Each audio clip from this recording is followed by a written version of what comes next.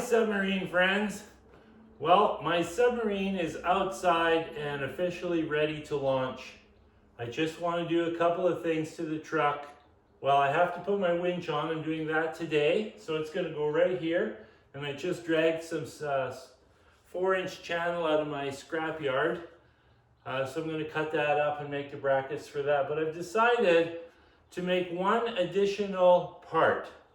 Now, the submarine is primarily going to dive in White Swan Lake. Now that's a lake that's 45 minutes from my house.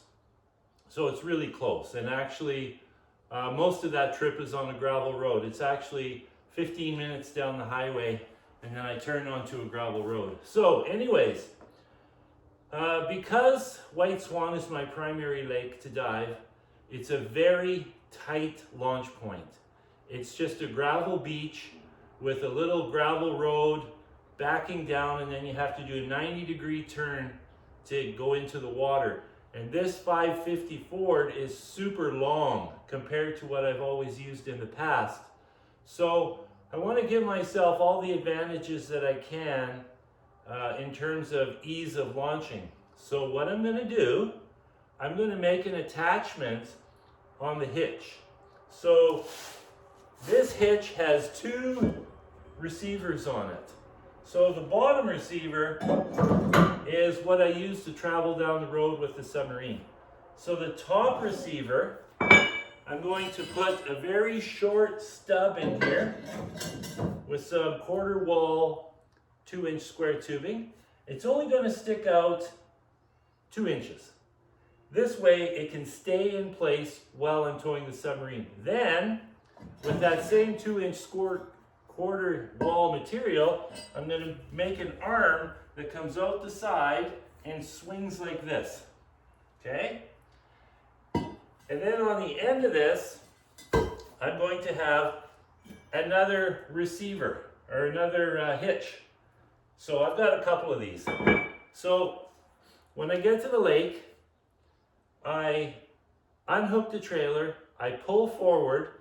Now this arm is going to be 2.5 feet out to the side here, and it's going to swing 180 degrees.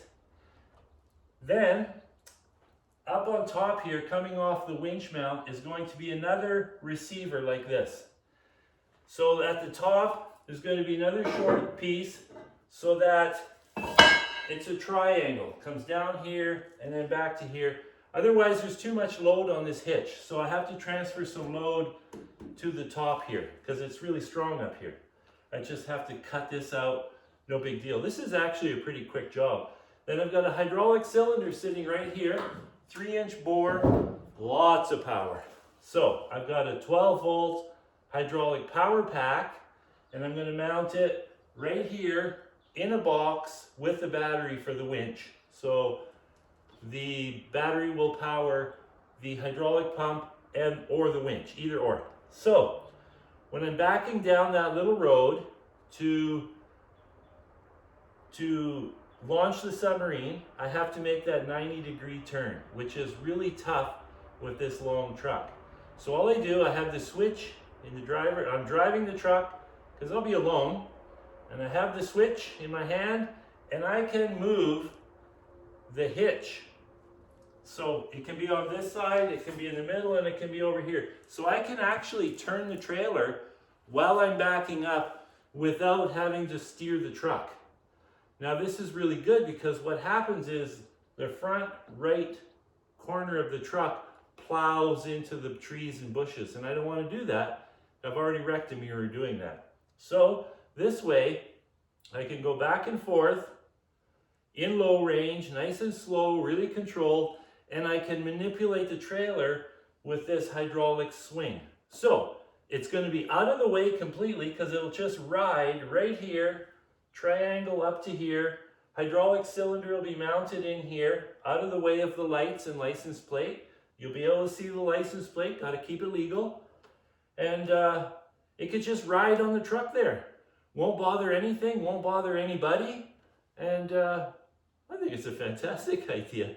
I was actually going to get greedy and use 2 hydraulic cylinders so I can raise and lower it as well as swing it. But then we're getting complicated and it becomes a compound joint, and I don't want to delay this project too much just because I'm getting fancy. So I'll be happy with just being able to move the hitch from side to side. The other benefit is I don't have to back into the water as far with the truck because it's going to extend 2.5 feet out to here. So that's 2.5 feet less the truck has to go into the water. Now at White Swan Lake, it doesn't have to go in very far, but other lakes, that's a different story. Now this thing can go in, I could probably go 1.5 feet of water with this because it's got tall enough wheels.